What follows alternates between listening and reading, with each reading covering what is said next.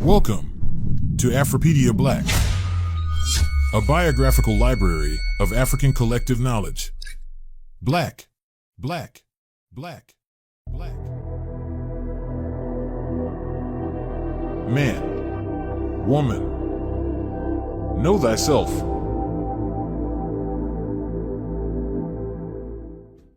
Greetings and Hotep family. We here at Afri-Pedia, Biographical Library of African Collective Knowledge, Black, are proud to feature Enoch Hankerson, one of our great up-and-coming historians. After years of our community requesting an African pre-dynastic, dynastic, and post-dynastic historical timeline, well, Enoch took that challenge on. He took years conferring with historians, scholars, anthropologists, and archaeologists to make sure his timeline would be correct and could withstand the scrutiny of his peers. Who is Enoch Hankerson? Enoch Hankerson is the current Western Region Vice President of ASCAC, Association for the Study of Classical African Civilizations. He is the author, creator, and producer of the museum-worthy Timeline Scrolls collection that focuses on the era of ancient African classical high culture. Enoch is a McNair Scholar who holds Master of Science degrees in both education from University of North Dakota with a minor in geography and organizational leadership from Columbia Southern University. His undergraduate studies include bachelor degrees in multicultural studies, peace studies, and social justice. Enoch Hankerson reads and writes Hebrew fluently. Hankerson focuses on the era between indigenous African classical high culture in her independence, when the indigenous Africans governed their own affairs, and the respective invasions, when indigenous Africans are being governed by foreign invaders. The title of this lecture is A General Chronology of Ancient Kemet, Egypt. And now, without further ado, we bring you Enoch Hankerson. Welcome. The reason why we are here today is to talk about a general chronology of the ancient Kemet, Greek name Egypt. Kemet is the native name that the native referred to as their own narrative.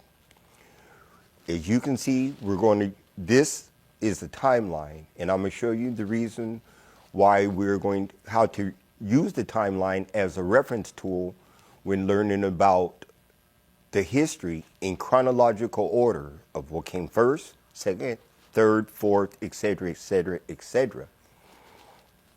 I was told by various scholars that some scholars may focus on this dynasty. We're even going to talk about of what is a dynasty, and I'm going to show an example. So I'm going to try to so we can make it clear as much as possible, because it's a complex history, very rich in culture.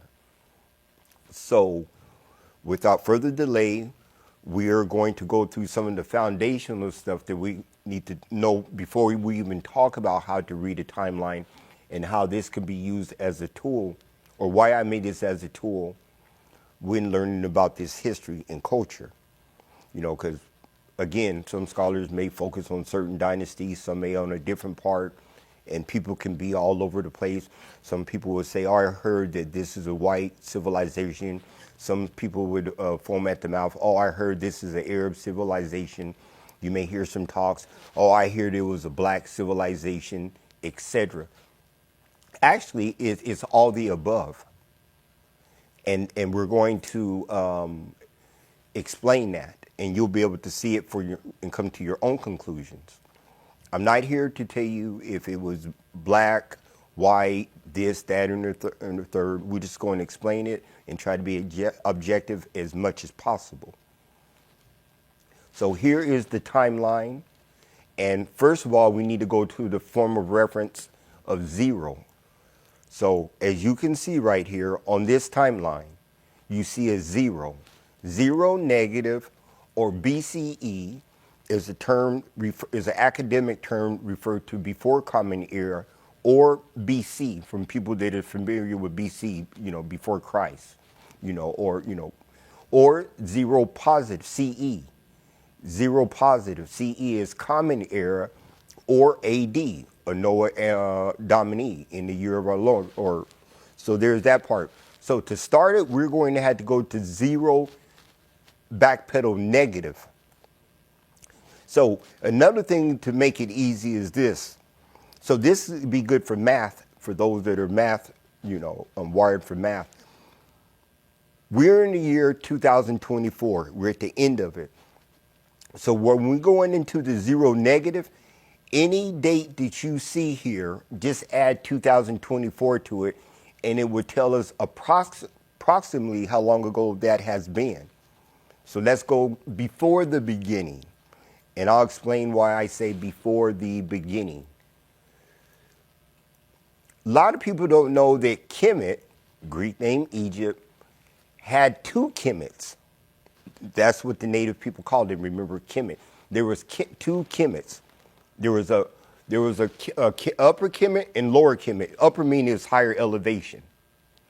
We're going to have to look at some maps. So these are some foundational things we'll have to talk about before I can even explain on how to read a timeline and go through it in chronological order to where hopefully it makes some sense here. So let's go to what is a dynasty. Let's talk about that, because some people ask, what is a dynasty? Here, a dynasty, this is a dynasty from the dynasty 18. I'm just using this as an example. Why do you use in dynasty 18? Dynasty 18 is probably one of the most popular dynasties. Everyone knows who King Tut is. He's from the 18th dynasty. A lot of people know his father Akhenaten, Amenhotep IV, also known as Amenhotep IV. That's 18th dynasty. Everybody know about Nefertiti. There's various Nefertitis, but Nefertiti of the 18th dynasty, very popular. That's the 18th dynasty as well. Tutmosis III, about his war strategy. He's also of the 18th dynasty, and even Hatshepsut, who was a female king and queen, 18th dynasty. So here is the dynasty, and in that 18th dynasty, it lasted 14 times to 14 different members in chronological order before it went to a different ruling family. So this royal family, as you can see here, the top row, you see there's 7, male and female. Why you have male and female? Because we just hear about the pharaohs. That's another thing that we need to talk about, is that this society was both, look at it as being balanced, as both male and female representation, and even on the spiritual, or even with their deities. So don't be surprised by that they won't basically have a god he only. It would also be the feminine part of, because they all had their feminine counterpart. That's the culture, So we're just going to have to report it on how their culture look at their own society, not how we look at our society and put that on them. So on this culture. Okay, so this last 14 members, as you can see, there's 7 on top, a king and queen, and some of these kings or pharaohs had multiple queens. So I just put a queen as an example, just to show you that it was, that they also had their female counterparts, that were very powerful as well. So when you fact check this and go down the rabbit hole of your research, this will be more than obvious. At the bottom, you see there's another 7. As you can see, King Tut is number 12 right here.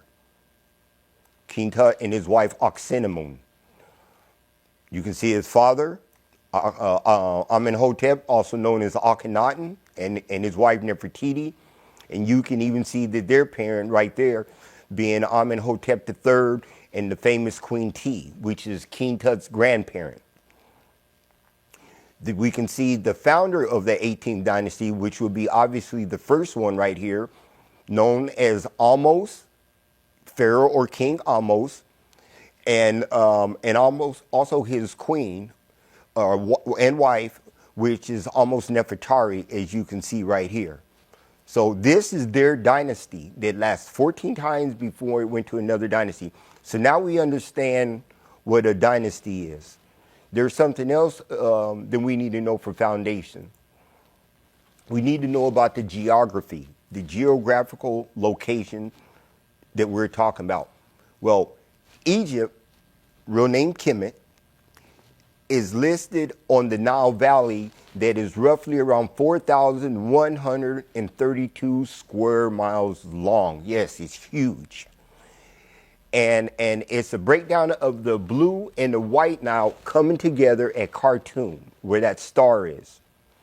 Coming together and then pass through, come down to, as you can see that we have the elevation of 381 meters.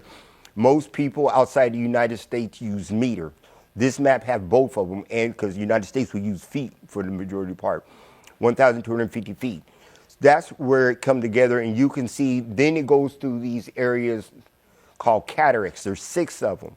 Cataracts are areas that are very rugged. You do not want to take a boat or canoe through there, because it's going to get demolished.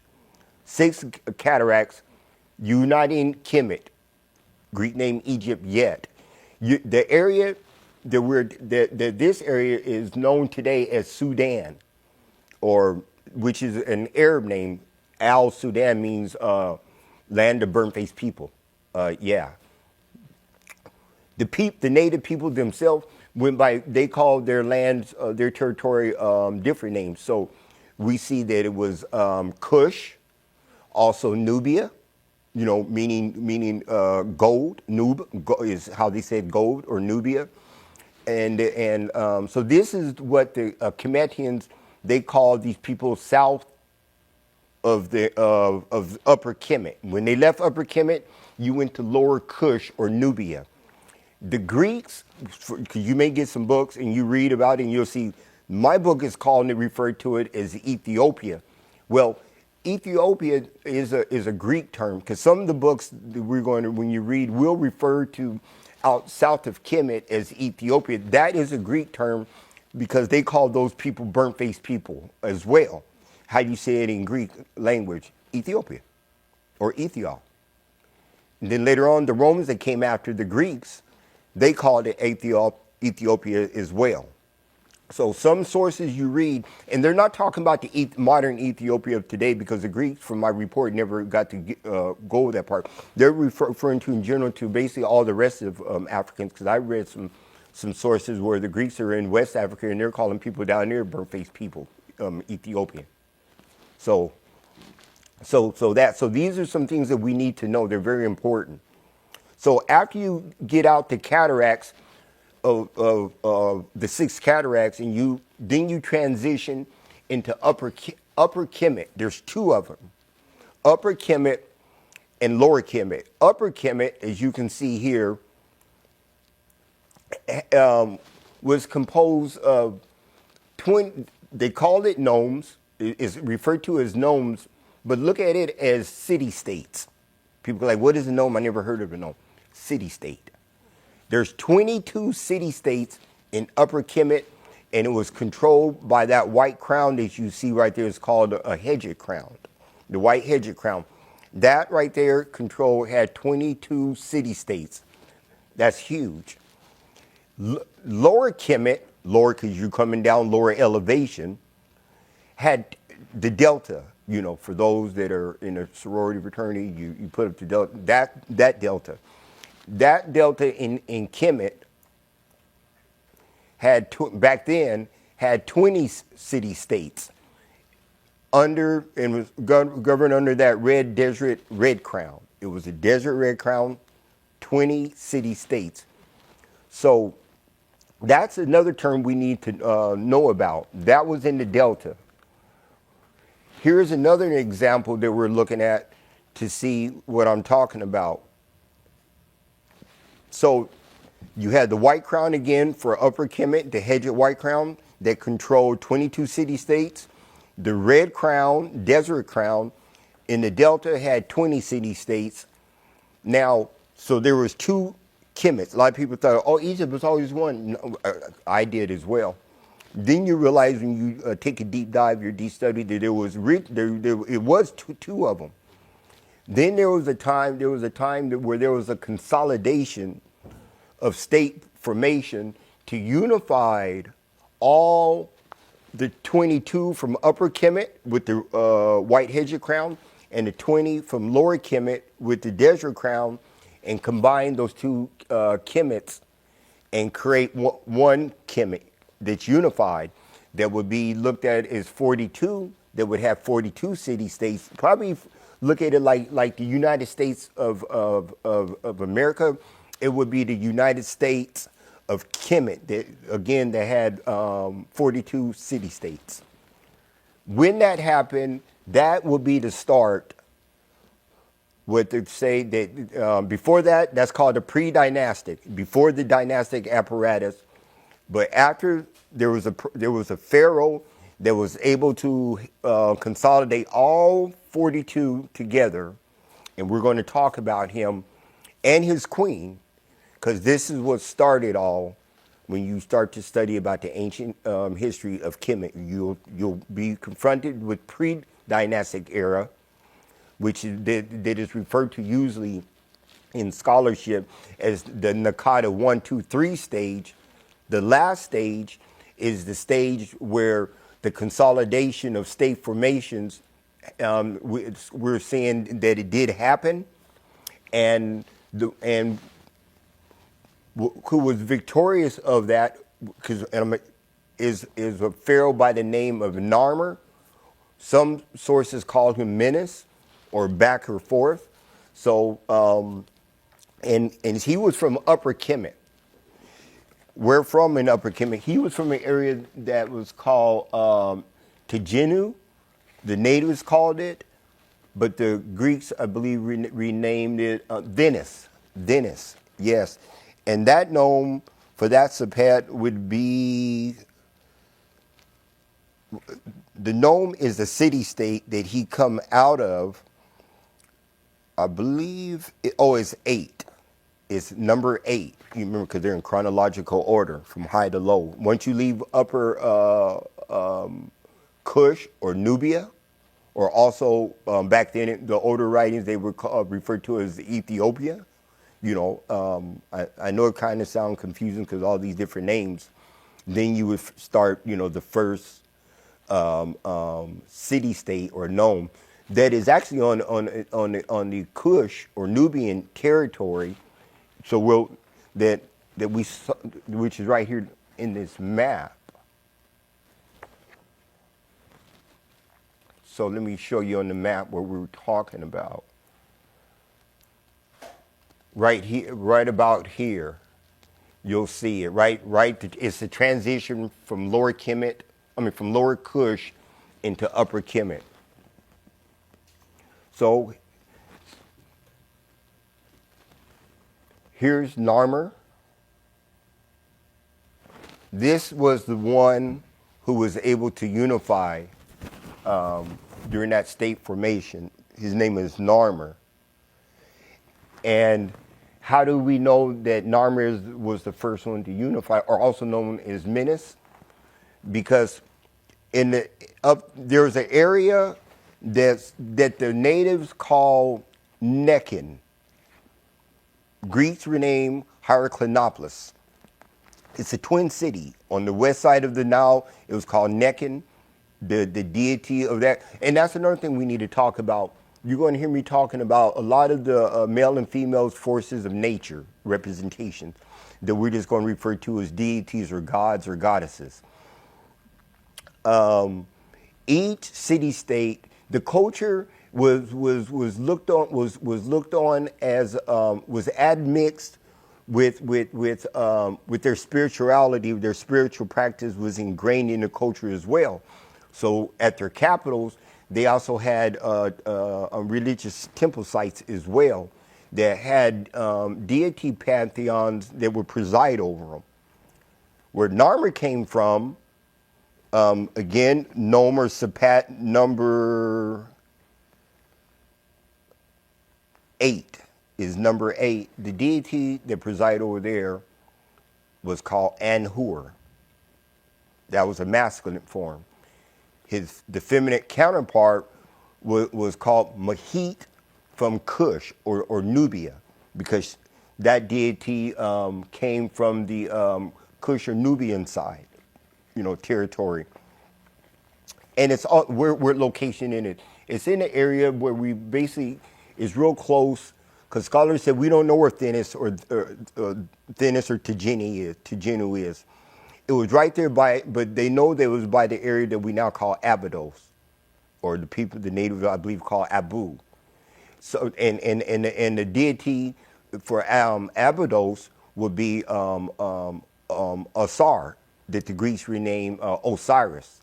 Other names that the natives called would be Kintiamenti, Asar, as well.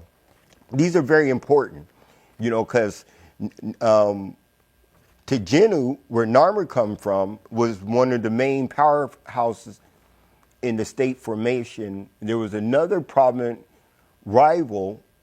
There was like three of them. It was called Nakada III. The deity, the main deity there is Set. With the Set zoo type, zoomorphic type, and also another famous city that was very powerful with the ruling family was called Nekhen and Nekheb. Look at it, was a twin city. Nekhen, the Greeks renamed Heracleopolis, was on the west side, and now on the east side there was another city called Nekheb. Nekheb, that had a deity, the feminine deity that's very powerful is Nekbe. It's a vulture deity, while Nekhen had a hawk, a falcon deity that they called back then Nekini, or basically another epithet would be that the people would say is Heru, that the Greeks call Horus. Also, yeah. So this is important to know this, because that's part of the culture. That all these temple sites of all 42, they all had their pantheon deities that had their own version of creation stories. So that's important. So those three were in conflict for state formation to see who is going to be the victorious. The one out of them that I just mentioned turned out to be Narmer. And then there was another one, but it wasn't, this powerhouse was not from the territory, the geographical location of necessarily Kemet. It was on the territory of Kush, Nubia. And this was the area that they call Kustil, or another name they call it would be the A group. Archaeologists call it the A group, because they're doing excavation, archaeological work over there. So they just labeled it the A group. That was or the area, or Taseti region, the land of Set. Ta means land, and Set, the land of Set, or the land of the bowls. So again, Narmer was able during the third phase of the Nakada era. Basically, the last part we'll say dynasty. They call it Dynasty 0, because now you're about to transition. Now you're about to transition into the first dynasty that we're mentioned in the second. Right here is called the Narmer Palette. And this is another way we know that Narmer was the first to unify both Upper and Lower Kemet. Why? Because as you can see right here, on one side you see Narmer, and he has the hedged white crown. He's wearing that. He's from Upper Kemet. And so, and on the reverse side of this Narmer palette, or that he's also referred to as Menes, you see Narmer right here wearing the red desert crown that represents the 20 city-states of Lower Kemet, the Delta region. He's also wearing that crown as well. So he have those 20 city-states subservient to him as well. So he is the one who now gets to wear, the first to wear the double crown, and they had a name for that was called the pageant crown. The pageant, let me show it to you. The double crown, when a monarch wears both of them, this is important. We're still talking about the foundational part. So when we go through the chronology and we take the hiccups in the intermediate instability of chaos, you'll see why it's called intermediate period. I'll make it clear when we get to that part, starting after the 6th dynasty. But the double crown, the monarch that first wore had both crowned as Narmer, and his wife Neithotep, who's from the Delta. So he's from Upper Kemet, where the White Crown is from. His wife Neithotep is from Northern Kemet, where I showed you not too long ago, from Lower Kemet. They're the first ones to wear the double crown.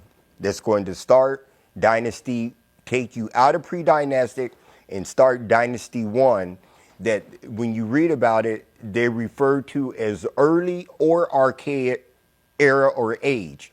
So if you get some sources that it says archaic or early, it's the same thing. It's another name for saying the same thing. And it only consists of the first and second dynasty. When Narmer came into power, he put the capital on his home's court advantage, of course, and that was in Thinis, Tigenu. So that's where it was said to be at first, before it was moved. Here's Narmer's wife right here, Neithotep. Here's a representation of his wife that he married from the Delta. Of course, it's written, it's carved in stone. So now let's go to the timeline. So now we know, as you can see, right, and that's why we have Narmer right here. He is the founder, and his wife the foundress, of the first unification of Upper and Lower Kemet that's going to start Dynasty 1 during the era of early and archaic age. Headquarters, the capital, and is on his home court advantage at this time, and in Thinis, Tigenu, that the natives called Tigenu, and Dynasty 1 and 2. Also during Dynasty 1 and 2, early and archaic age, a little bit after Narmer, the capital was relocated. Where to? Halfway point between Upper Kemet and Lower Kemet. Upper Kemet with the Hedjah crown, the red crown, the Jezreel crown, is kind of right there in the middle. The area now what we call Cairo, Egypt. The people back then called that area, the natives called it Menefer. The Greeks renamed it Memphis. Part of colonization, real quick, because people might say, well, what's up with all these names and renaming of stuff? Look at it like this, part of colonization is the rewriting of you. So when you when you empower, you can change the names and rewrite whatever you do, and that does happen in history, and the Greeks are not the only ones to have done it. So I just want to make that clear. I'm using the names and terms that may not be familiar, but I'm doing it for a reason, on purpose. And then when we get to the era when the Greeks come into power, then I'll start to use Egypt around that time, and including at the era of the Romans, because that was their a revised narrative when they came in, when they were in charge of Kemet. Right now it's being controlled by the natives, Dynasty 1 and 2. In pre-dynastic era, still the natives. After Dynasty 1 and 2, then remember during Dynasty 1 and 2 that the capital started at Tigenu, Thinis, the home court of Narmer, also known as Menes. A little bit after that, it was moved at the halfway part, Menefer, Memphis. And that right there is going to be at and it's the upper part of the tip part of the delta before you transition into lower Upper Kemet. That area after Dynasty 1 and 2, there's a golden age that is referred to as the Old Kingdom. So when you in your scholarship you're studying and you hear Old Kingdom is only going to cover the time span of the dynasties 3 through 6. Some scholars, some reading would take it to 7 and 8. But in general, 3 to 6 dynasty is going to be the Old Kingdom. That's also known as the Pyramid Age. So when you get some readings of the pyramid texts, because this is the late Stone Age when humans are still working with rocks, with stones. No bronze, no cotton before that era. So this is what's going on. And during the Stone Age, we also know that the founder of the Old Kingdom, the pharaoh name, as you can see here, is Djoser. Djoser, he is the founder because he brought the first pyramid on the entire planet here. It starts with him. There's pyramids everywhere on this planet, even here in the Americas. But the first one on the planet would be by him, and his visor, the one that's under him, would be Imhotep. So Djoser is the founder of the Old Kingdom, and also known as the Pyramid Age, because that's when the first pyramid showed up on the entire planet. That's good to know. Okay, so remember, we just came out of the archaic early dynastic era, dynasties 1 and 2. We have now transitioned, and we're talking about the Old Kingdom from 3 to 6, and that Djoser is the founder of the pyramid. It's also known as the Pyramid Age because the first pyramids on the entire planet. And a lot of things are going on around this time. They're making pyramids. You can see during the 4th dynasty, that's around the time where you see the famous 3 great pyramids of Giza with Khufu, his son Khafra in the middle, and then his other son is Menkaure right next to that. So there's 3 of them right there. So that's very famous. And I believe the construction of pyramids in Kemet, I'm not talking about in Kush, Nubia, because they have pyramids up there as well, probably over 120 something up there, or 200 of them. There's a lot of them up there. So that's another good rabbit hole study to study about those pyramids that's up there in Kush. But in Kemet, the pyramid production starts around Dynasty 6. After Dynasty 6, also I want to point out about backpedaling to the early and the archaic age. There's something else that is important. What's that? We had to talk about, there were female rulers. I said I wanted to talk about that. The very first female ruler came out the early archaic age of Dynasty 1. Her name was Hotep, which this stela represent her right there. This was a queen who was also a king. Yes, that's very powerful. So also there was another lady during the Old Kingdom who was a female queen and king, and her name is Neith-Tokris. Both of them have the name Neith to show respect to the pantheon Neith. There's a goddess called Neith that's from the Delta, from the region of Sais. Remember where Narmer's wife come from. Her name is Neith-Hotep. She have Neith on it because that was the goddess pantheon from her region. Neith. I believe the Greeks was fascinated with Neith. They called her Athena, and Athens is named in honor of that. Go down that rabbit hole and fact check that as well. So, Old Kingdom, there was a female ruler who did rule in the 6th dynasty. Her name is Nitocris, and read about her. She was a queen and a king. So after the Old Kingdom ran out of gas, real quick, let me talk about someone else, some other stuff about that. You see Ptah-Hotep. That is it is said to be probably one of the oldest written books on the world, was by this person named Ptah-Hotep, who I believe lived during the 5th dynasty. So read about the Ptah-Hotep. There's information about that. After the end of the Old Kingdom, golden age of classical high culture, then the areas where the monarch is wearing the double crown called the pigeon crown, remember? Then they went into their first period of intermediate period of instability, because the monarch, the ruling class, is not in control of both crowns. And so this first time that was dismantled, again, after being unified, would be Dynasty 7 through 11 and a half.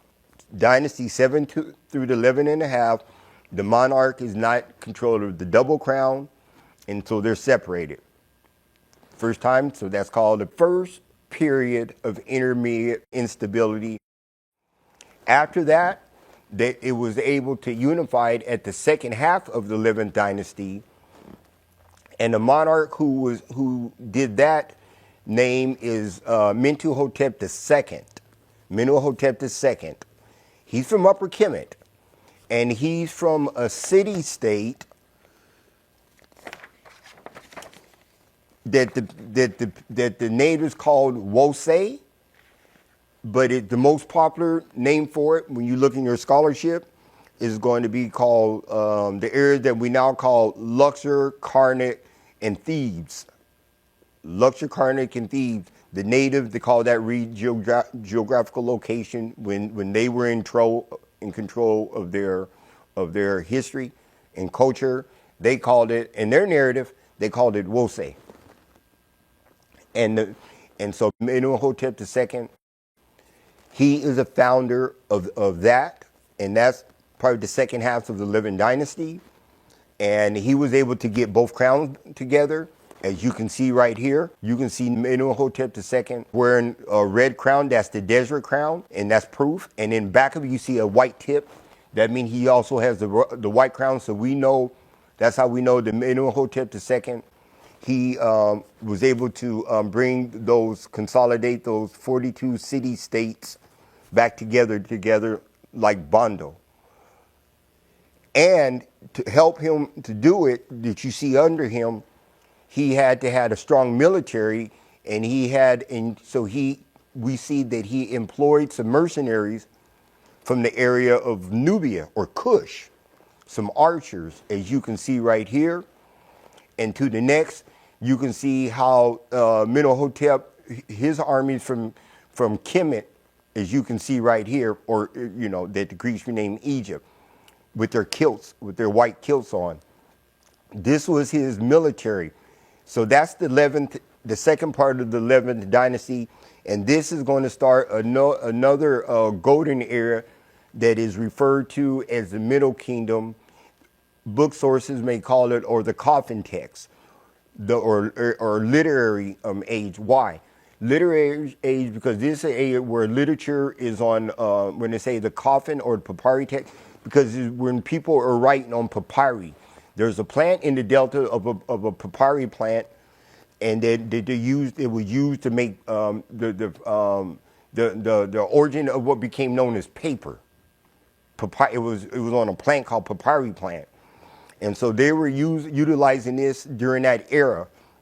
So the Middle Kingdom, and they was also using it. There's evidence showing it was being used also during the first intermediate period. But Middle Kingdom is the literary age, and if you get some text to get about this to know about this information, it may also be referred to as the Middle Kingdom or the coffin text right here. Middle Kingdom consists of dynasties in general, 11th and 12th. Some would take it to 13. Some scholars take it to 14. But there's a lot of sources that would say 11th and 12th dynasties and Middle Kingdom.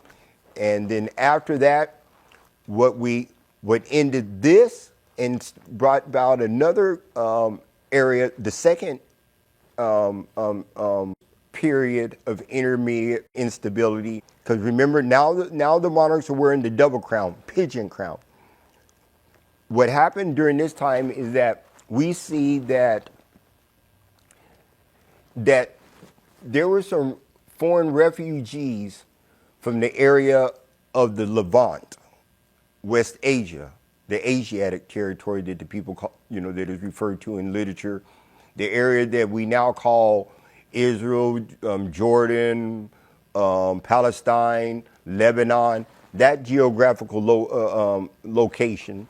There were some foreign refugees that came to Kemet, and they wanted to be a part of that society for various political reasons, that the issues or challenges they were going through, and they were allowed to be integrated into the culture of Kemet.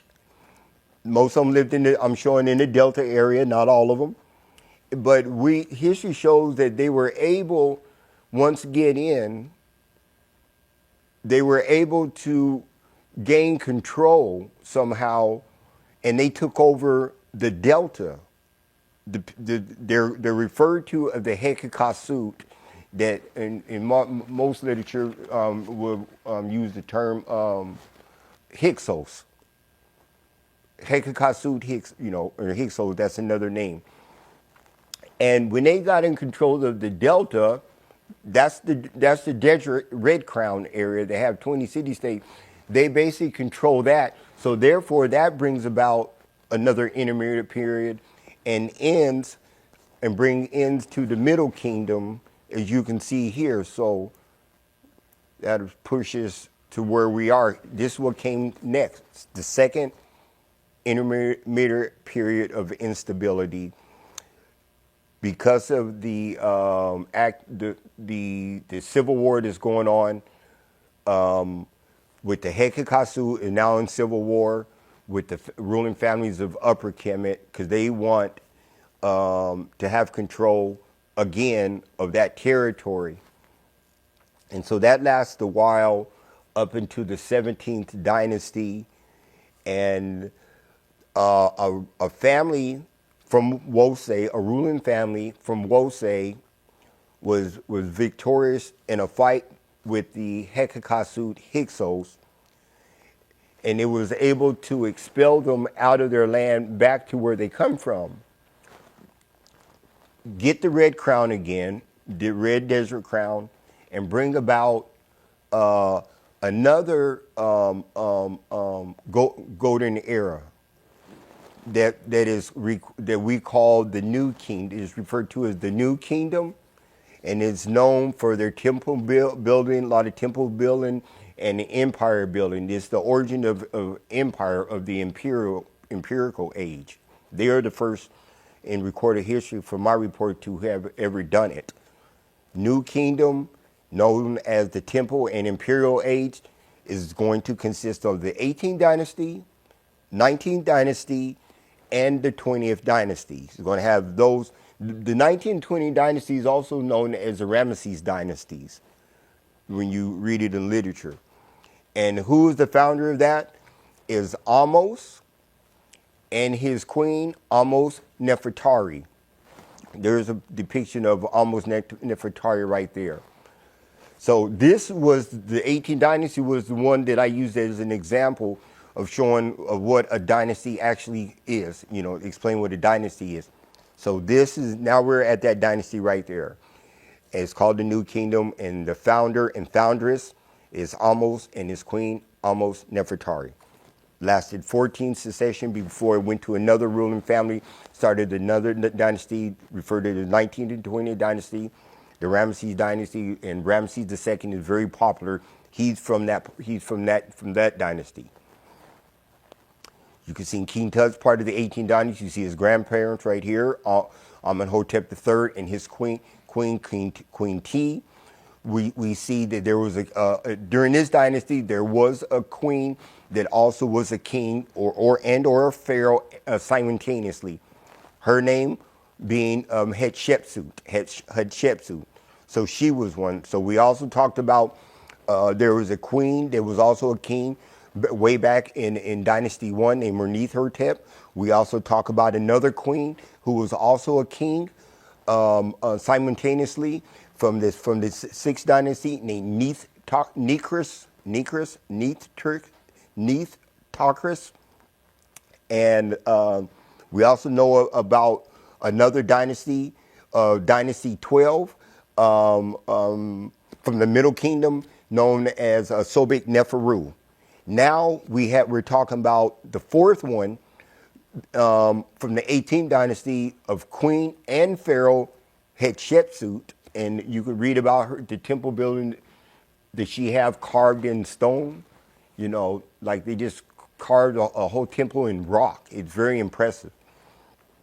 Also, this is the era of we hear about Akhenaten, also known as Amenhotep IV, being the father of monotheism. He's also from that dynasty, so that's very important to read about Akhenaten and why he's called the father of monotheism, actually, and went against the tradition and custom of his people. And so that his part, what his reign wasn't, what he put in place didn't last after his, after he was in play. For those, when you go down that, rabbit hole and study about the father of monotheism, about how come it didn't last as long throughout the dynasty. So New Kingdom is last 18 to the 20th dynasty, with the fame, and those are the part that has the famous King Tut. Remember Nefertiti, who's a female counterpart of Akhenaten to Moses III. We read about that word journal. We see that's where the Book of the Dead that we hear about, that the people call the Purim Harum, meaning the coming forth of day, judgment scene. So you see about that spiritual interplay going there. The headquarters, the capital during the New Kingdom is also at Wosei. The deities up there is Aman, Mut, and Kansu, and it was the same as the Middle Kingdom. There, the capital was at Wosei. That's also known as Karnak, Thebes, and Luxor. The deities there, again, Aman, or male and female force of nature representation. Aman, I believe the same Aman from my report that's in the Abrahamic religion, Judaism, Christianity, and Islam. It backpedals back that far, yes. Mut, meaning that's his female counterpart, and the offspring would be Kansu, which is like a moon deity. New Kingdom.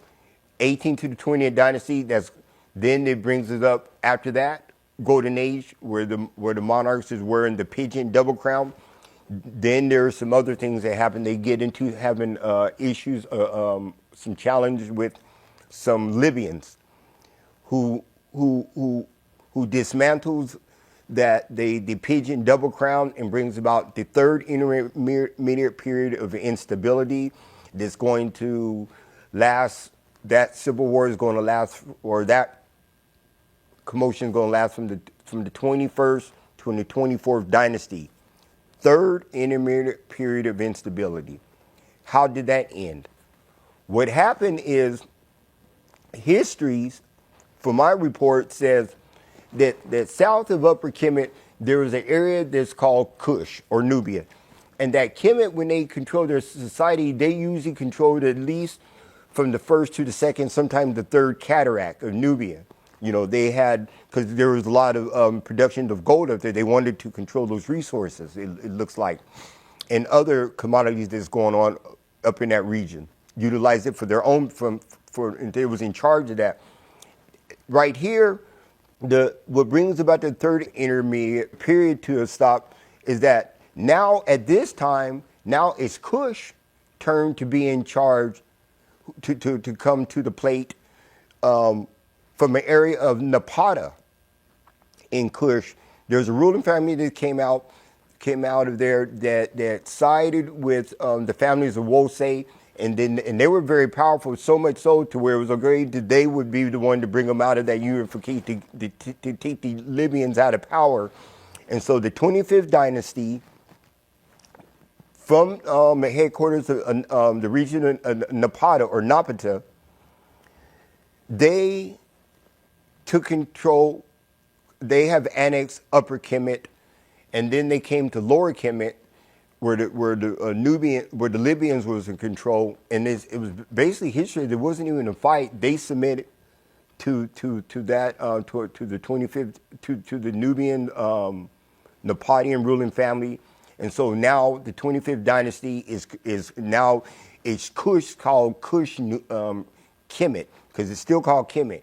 So now they have Upper and Lower Kemet. So these those from Napata, the area of Kush, Nubia, they are in control of the Pigeon Crown as well as their own territory. So that is huge territory. The 25th, last one dynasty. During this area, you hear about some famous people such as like Taharka, who's also in religious sources, literature. You read about the Shabaka stone, that when there was a pharaoh by the name, and then one more thing I want to mention, that that these kings were also looked on as high priests of all the city states.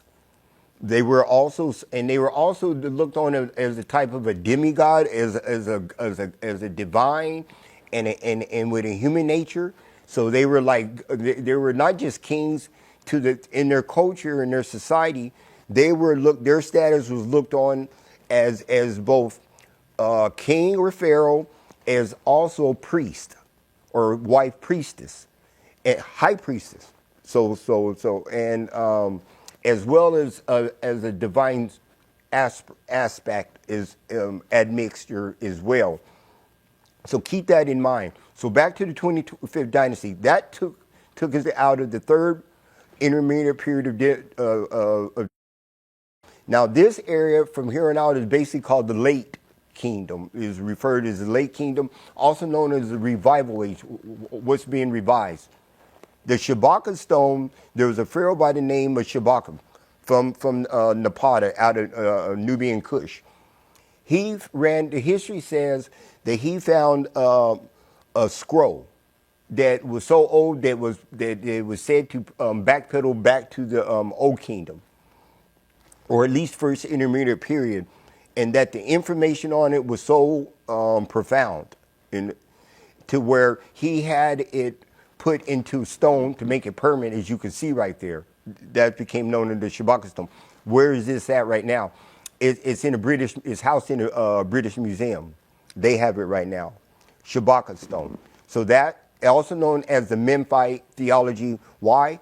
Even the people call it Menefer, because he had this stone put there because he was trying to revise it back to how it was back in during the Old Kingdom. They feel like that you deviated too far away from how it started, and we just need to reset it back. So the 25th dynasty, from my report, was trying to, we need to reset this back to how it was. It just, it's discombobulated all over the place. That's what the 25th dynasty. So Taharqa was one of the last rulers of the 25th dynasty. His name is important because you find him in religious literature, how he came to the aid of the children of Israel in that religious literature, and you can read about Taharqa in the Bible. He's in there in a few places, and what he had done. He was an actual person. After Taharqa got into the fight because they were being challenged by another superpower called the Assyrians.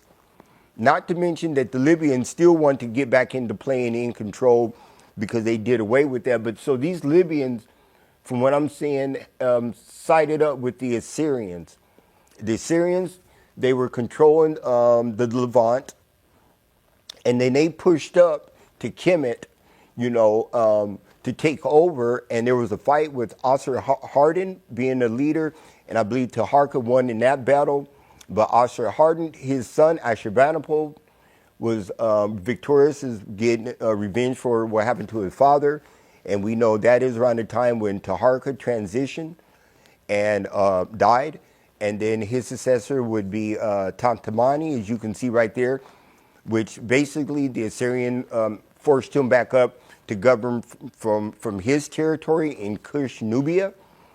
And the Assyrians, while working with the Libyans, as you can see, the Libyan leader being Samtik the first, or Psamtikos in some literature, he governed from the area of the Delta, now the capital there being in Sais.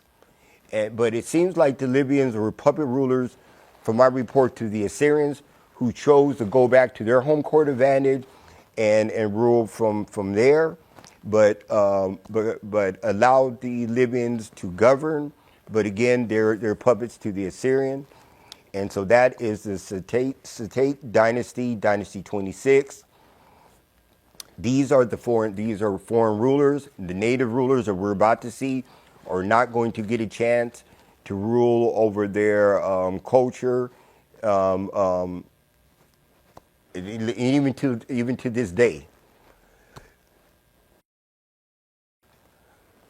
Okay, so now we just got through talking about we're at the late kingdom, the revival age, about how a ruling family from Napata, Nubian Kush, how they are in control of Upper and Lower Kemet, and they do an end to the Libyan rules, and bring about an end to the third. They ruled for one dynasty, 25th dynasty, after Taharqa transition, and then Tatamani is forced back when his relatives is forced back to govern from their home court of Kush Nubia, headquarters being Napata or Napata. Now the Assyrians, working with the Libyans, bring about the 26th dynasty. So now it's called Libyan Kemet around this time. And after this is basically, and then after this one dynasty is over, then another powerhouse come into play that we know is Persia, year being 525 BC. At 2025 to it, it'll tell us approximately how long ago that's been. Leader being Darius the First. Now let's see about so Persia challenged the Assyrians / Libyans, and then they were able to annex Kemet to themselves. So now it's Persia Kemet. And they choose to govern from their home court advantage that we know is in literature is Susa. There's various places, Babylon, Susa, and some other places. This is known as the Setekh dynasty. The Setekh dynasty is going to consist of 27, basically up to the 31st dynasty with some minor hiccups. Basically controlled by Persia. We now call Persia Iran. Back then it was Persia. It was called Persia. Cambyses II being the ruler. One thing I want to point out that Persia have a script that's called, I believe, Hebrew and Aramaic. Yes, Hebrew and Aramaic. Those are Persian script. Well, we need to talk about, and while we're talking about script, Persian script is borrowed from the Phoenician scripts. The Phoenicians basically is the people back in those days that's going to control a geographical location of the Levant. Basically Israel, Palestine, Jordan, Lebanon, and up in that geographical location, and they were known for being very powerful in the sea, in the Mediterranean Sea, ocean. They were very good. They were good. They were known for trade. They were known for purple. They would make purple, and I believe people would even call them Persia. I think that means purple people, because they would make dye. That royal family ended up start using because they liked it, because for royalty, purple is used for royalty. But so that was something that was a project that I believe come out of Persia, popularized that. The Phoenicians. No, yeah, the Phoenicians, they popularized that, and the Phoenician, not Persia, the Phoenicians. One thing I want to say about the Phoenician, because I said that Persia script, Hebrew and Aramaic, is borrowed from the Phoenician. The Phoenicians, I believe they also borrow their script. And when I say Hebrew, I'm not talking about the Hebrew of today. I'm talking about the old Hebrew that's called a Paleo Hebrew. So if you look at it and you try to do the side by side, nope, I don't see any. Look at the Hebrew, the Paleo Hebrew, the older version, and then look at the Phoenician scripts. You'll see, look at the side by side, you'll see basically they're identical. And then you can backpedal again and be like, well, what about the Phoenician?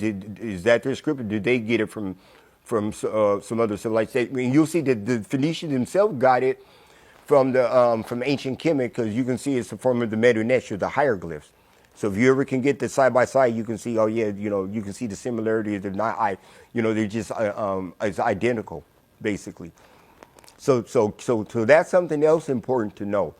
So Persia is the founder of Hebrew and Aramaic. That's their script. Okay, after the Persia Kemet run out of gas, Persia was challenged by the Greeks. The Greeks leader being the famous Alexander the Greek, or some call him the Great. He challenged the Persia. He was working with the ancient Kemetic people. I believe they hired him as mercenaries. They helped to get the Persia off their back, and also off the Greeks' back and the other cultures' back. Greece was successful. Alexander and I believe he had 5 generals. They were successful in their campaign against the Persia, and then the Greeks decide to annex Kemet to themselves.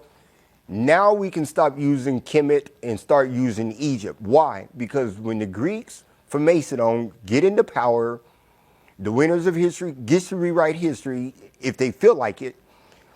Greeks decide to do exactly that, and then and they change the name to Egyptos, where we get Egypt from. That, when you backpedal and you look at the etymology, the origin word, is going to take us back to Greek to let you know that Egyptos, Egypt is a Greek narrative when they annexed Kemet to themselves and revamped it and reworked in their narrative and renamed it Egyptos, Egypt. That's Greece. Alexander being the leader. Alexander runs out of gas. He transitioned. We know that 5 of his generals divvy up his portion, the empire, and Ptolemy the first, Soter, meaning savior, his portion, that general, he gets a Kemet, now called Egypt. And so now we got the Ptolemy dynasty going on with their female counterpart, which is some of the Cleopatras, and we know one of the famous being the last of the Cleopatras is Cleopatra the Seventh, the most famous one. A lot of times they may not use the seventh on it; they just say Cleopatra, and then you read about different Cleopatra, and you be like, people are like, oh, so you read about Cleopatra? Which one are you talking about? There's only one Cleopatra, right? There's 7 of them. Which Cleopatra are you referring to? Oh, the most famous one. Oh, that's the 7th one. The most famous one is Cleopatra the Seventh, so that's something that's important to know about when you doing your research and going down that rabbit hole. So Alexander is now he transitioned, and his 5 generals divvy up his portion. Ptolemy the first, Soter, gets Egypt. That's their narrative, and that's when a lot of these names that we use mostly right now are in play, because these are Greek terminology, and outside of Kemet, the south of Kemet, the area that I was calling to is Nubia or Kush. The Greeks have a name for that too. They just called them burnt-faced people. Ethiopia. That's all it means is burnt-faced people, and that's a Greek narrative.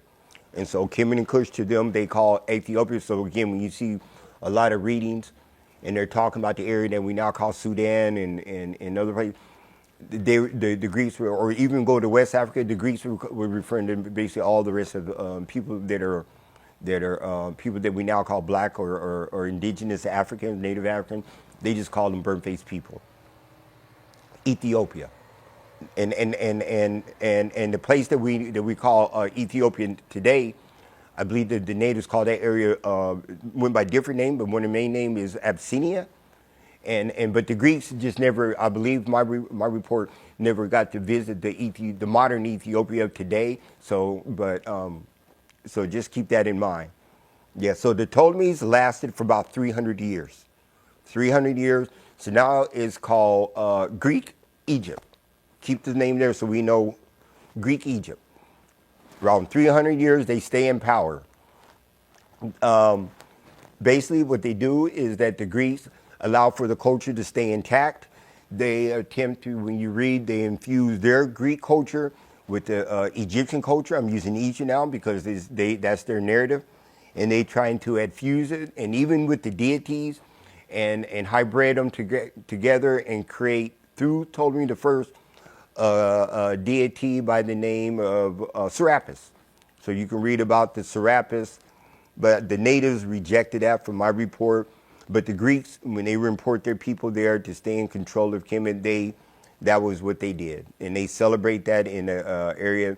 They built an area in the Delta called Alexander, and they called it a library. Probably the native may have looked at it as a warehouse of the stolen artifacts of their culture, because they was going to the different temple sites in the areas and taking information and consolidated right there in Alexander library of study of the people's culture. And they were fascinated, and so they infused their culture, even to say that their gods, the Greeks, mythological deities, the Greek mythology was born in Egypt. You'll see that as well. Egypt after 300 years. Another thing we want to point out that I'm gonna double back to later on is the Rosetta Stone was a Greek project. It was created during the era of the Greeks. We know that the Ptolemy that was in power was the fifth one, and his name is Epiphanes. So Ptolemy the fifth, Epiphanes, and when he was in power, there was a trophy made for him that we now call the Rosetta Stone, that was found at the city of Rosetta when it was found. That's why it's called the Rosetta Stone. And the reason how they know that it was for him, and this stone is very important because I might have to add some important information about this. Or I'll wait till I get to Romans, and we'll talk about the Rosetta Stone. This is very important because this is going to explain how we can understand the Egyptian hieroglyphs of today, is because of what this stone. So right now, the hieroglyphs, when the Greeks are in power, you can read them. The natives are still able to keep their culture intact. The Greeks allowing that to go. What happened? Then the Greeks get challenged after the Greeks have their last monarch, or Cleopatra the seventh, when she loses to a different powerhouse called the Romans, or the Romulus or Romans, and the year being 30 BCE or BC at 2024 to tell you how long ago that's been. And the Caesar came in, and he's now the Romulus Roman is in charge, and so now it's called the Roman Egypt, because Romans, they keep the narrative, the Greek narrative of Egypt or Egyptos. So Roman Egypt. Okay, so we know who these, and so these are still foreign rulers. They are in control, and also the Romans are the one who brought about the Julian calendar, and that's basically how we get the timeline of zero. That is a Roman project. When they come in, they're on the Roman imperial symbol, as you can see right here. Until the Romans, what they did when they're in power, what I'm seeing, is that when one of their leaders, one of the Caesars, named Constantine, when he come in power, what the Romans decided to do, unlike the Greeks and those before that, they eventually closed down the temple in Egypt, and forbade the people for practicing their custom and culture, and therefore reading the hieroglyphs. Otherwise, it was tough penalties. While in the meantime, the Greeks are going to bring about a replacement religion for the people, whether they like it or not, and not just for them, on all their subjects that they have of annexed to themselves. And we see that the Romans, when the leader is Constantine, have a meeting in modern day Turkey, known as the Council of Nicaea, 325 AD or Common Era. And while they're there, they're going to be the founder of what became known as Christianity. That is under whether people know it or not, that is going to, and the Romans also made it a state religion when one of their leaders named Flavius Theodosius I was, or they called the Great, was in power, and the year being around 380 AD or Common Era, Romans made that the state religion of all their subjects that they annexed to themselves, including Egypt. And so and we see so that becomes the replacement religion for Egypt, is now Christianity that is superimposed upon the natives, whether they want it or not. And then their temples are being converted or used for the first churches or Coptic church, and you can see some of them are still there right now in the Delta. So do your research, fact check what I'm saying again, and look into all that. Christianity, the first time it showed up on the planet, and is under the Rome, when Rome was in power, Constantine being the leader around the 4th century, 5th century, Common Era, starting at the Council of Nicaea in 325. It's a maintenance council where they're putting it together. And then when it does show up, I believe there's like 4 places on the entire planet where it shows up. Their area, what they call the Council of Nicaea, in the Delta, there was a Coptic church there. Also in the area of we now call Israel, there was a Byblos over there, or Antioch. The Bible talks about in Antioch, and then also and later on we'll see also in the 4th, 5th century that there in the rest of Africa, the area of what we call Kush, at the time it's called Aksum, the leader being King Ixana when he was in power, that he did convert to Christianity, that the Roman/Byzantine, because during the time they also split up and have another name. They use Byzantine, west or east side, to know the difference of what's going on. So these are the first place that Christianity is going to be piloted on the world. But now it's, and since then you will see that it's global. But starting then, so for those that are theologians or and want to understand about the origin of their faith, religion, this would be the starting point, and the stuff that I mentioned before would be before the starting point. For Judaism, you probably want to go to what's going on during the Persia era, because in the Jewish culture, or the Yahweh temples culture, that was during the time when Persia was in power. That's when we first see evidence of what we now call as Judaism being expressed in reality. And then the Christian, which is the subset or out of Judaism, that is a Roman phenomenon, and Constantine being the leader of that one at that time, and 4th, 5th century Common Era. You can do the math in 2024 and tell you how long ago that's been. And you can see under the Constantine, Hercules, you can see that he has a cross on the top of his head, and he's holding the cross in his hand. So that's for Christianity, and so it's now Egypt is a Christian state, but collectively the Greeks and Rome, they stay in power for about around 1,000 years.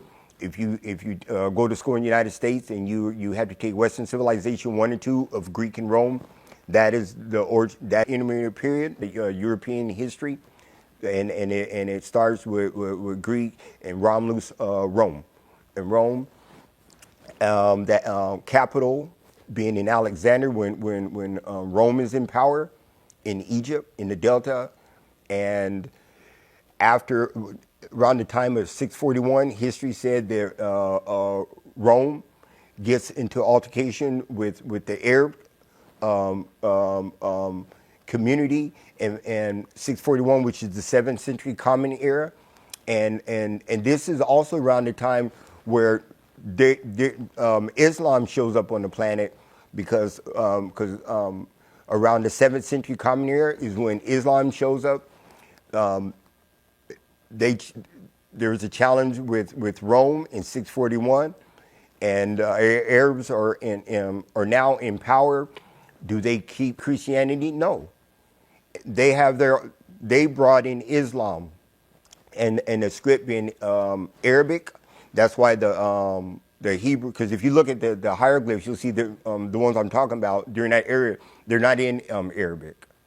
You know, that's come from the Arabs. When they came in, they challenged the Romans and they annexed it to themselves, and they're there now to present day, and even with Islam. So then they superimposed their new faith on the native or the people of Egypt after they took it from the Romans. And so if you go there, you'd be like, so, and how they say Egypt, they say Mitzr. Even in Hebrew, it's Mitzr or Mitzrim, you know, or Mitzrim. That's how they say. That's how they say Greek Egypt.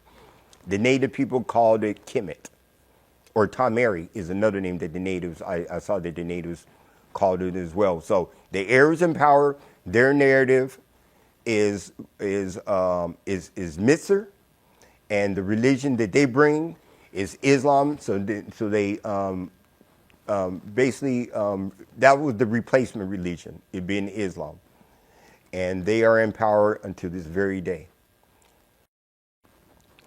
Now I want to backpedal, and because I said that I was going to bring up and explain later on about the significance of this Rosetta Stone that was made during the Greek era.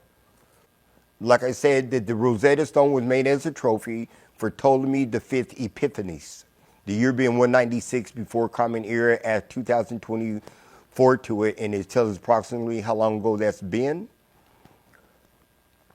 After the Greeks, remember the Romans came into power, 30 before Common Era, at 2024 to that. When the Romans came in and they brought the and they shut down the temples in Egypt, because it's now called Egypt, Roman Egypt, they decide to bring the replacement religion in that become known as Christianity. And now it's illegal to study for the natives to practice their customs and their cultures and their ways of life that they was doing for over 3,000 years before they lost control of their reality. And then foreigners is in control and governing their culture, including the Romans. The Romans decided when they wouldn't allow for the reading of the Medu Neter hieroglyphs, Medu Neter what the natives call it, the hieroglyphs is what the Greeks call it. So imagine this, from that time to basically up to the 19th century, 20th century, people forget how to read and write the hieroglyphs. So the hieroglyphs basically got staples on their lips, on its lips. No one can read, just chicken scrap. We don't know what we wish. This is fascinating, looks nice. Look at all these monuments, the pyramids. It'd just be nice if we can read what it's saying on his wall. I would love to know what. So how we are now able to know how to read and write what's on the wall, and I'm able to give you this lecture, is that French Napoleon, history said he came into Egypt, and he had some of his scholars with him. One name is Jacques Champollion. And he found this rock, this Rosetta Stone, in the area of Rosetta, in a city called Rosetta in the Delta. And when he saw this Rosetta Stone, you can see that there's 3 different lines. The top one being the Medu Neter, the hieroglyphs. Below it is the Demotic hieroglyphs. At the bottom, it's in Greek. Remember, because Ptolemy, these are Greek rulers. And all 3 lines are saying the exact same thing. And so since the last line, the bottom line, is in Greek, and the French, they can understand Greek, they now know how to decipher and know what the rest of the 2 lines are saying, because all 3 lines are saying the exact same thing. And the Rosetta Stone is the tool that was used. The Rosetta Stone, where is it at now? It's housed also at the British Museum. Matter of fact, I believe it's right across from the where I was mentioned about earlier about the Shabaka stone. If you see one, you should turn around. It should be roughly around there, unless they moved it. So the Rosetta Stone, and now that people can now, the Rosetta is help to figure out what the hieroglyphs, decipher the hieroglyphs.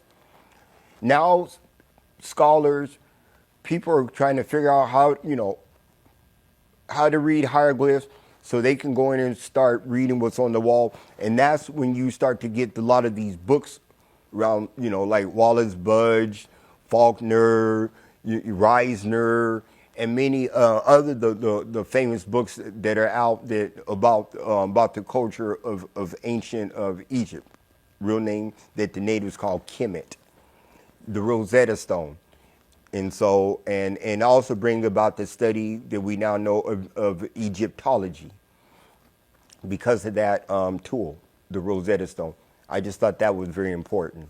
Something else I want to point out is that people was wondering, what was the law? What was the rule that governed the society, that the natives used to govern their society?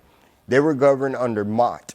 It was a feminine deity or force of nature representation that stood for truth, justice, righteousness, reciprocity, balance, and order. And it would have a female with a feather on top of, it looked like an ostrich, I believe an ostrich feather on top of her head, and that was the symbol of Mot. And it was a symbol of truth, justice, righteousness, reciprocity, balance, and order. That's what was used to govern the society. The opposite of that, the people called Isfet. What does that stand for? The exact opposite of truth, justice, righteousness, reciprocity, balance, and order. So I just want to talk about Mot, because that was the moral ethical code used to govern the Kemetic Greek Egypt society for over 3,000 years before foreigners took over and revamped it. So, and that is going to conclude this.